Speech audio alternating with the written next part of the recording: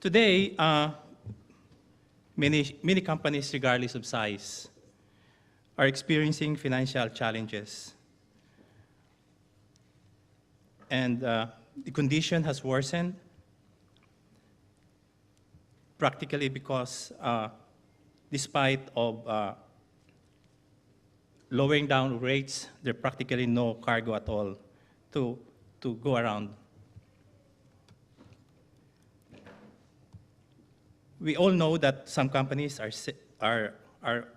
seeking financial relief, and others have practically filed for bankruptcy, big companies, and the significant changes in the global political and economic landscape also has repercussions on our business and ultimately shipping, and the chain of event has practically become an issue of survival for all of us.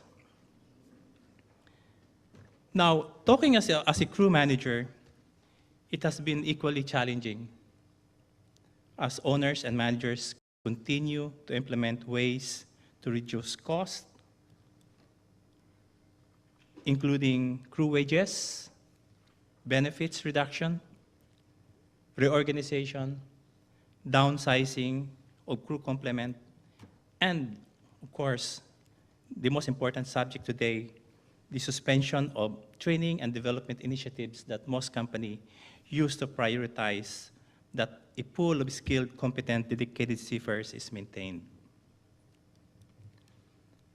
Despite the crisis that we have today and the delay of vessels deliveries, in the most recent BIMCO report, there is a shortage of officers, and the demand will continue to outpace the supply of the global merchant fleet, which is forecasted to continue to grow in the next 10 years.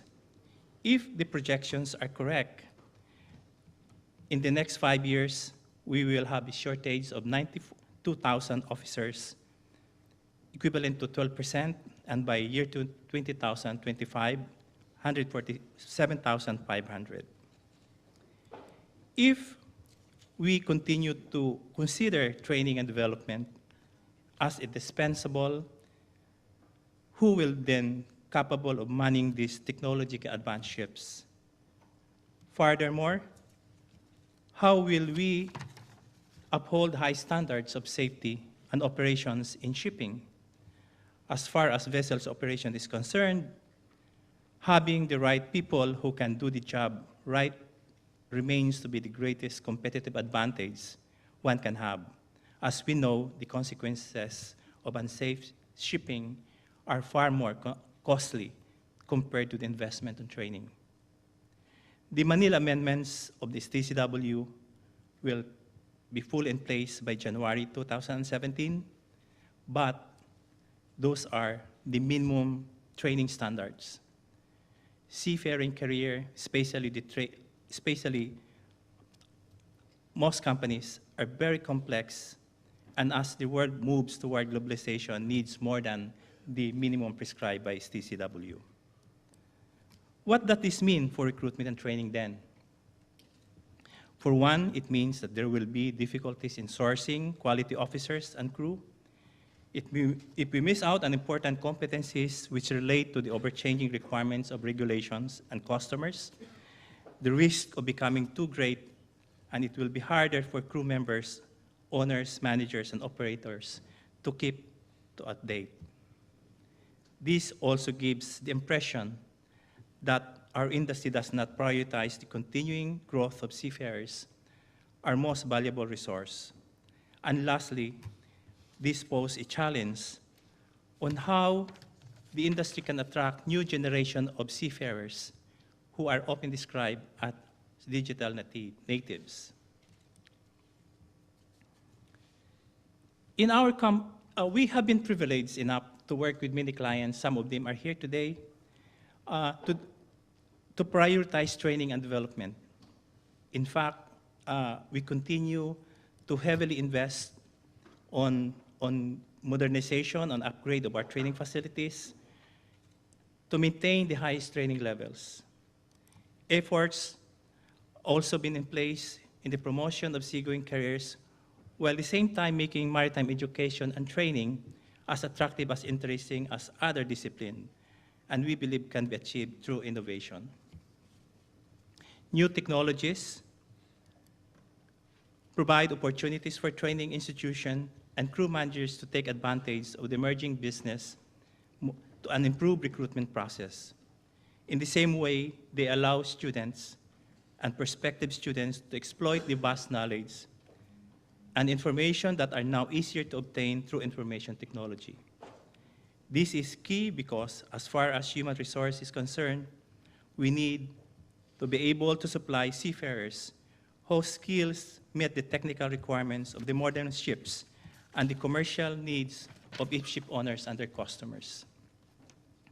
This, we understand, is something to be valued, and not only to ship operation in specific, but to the wider international shipping community.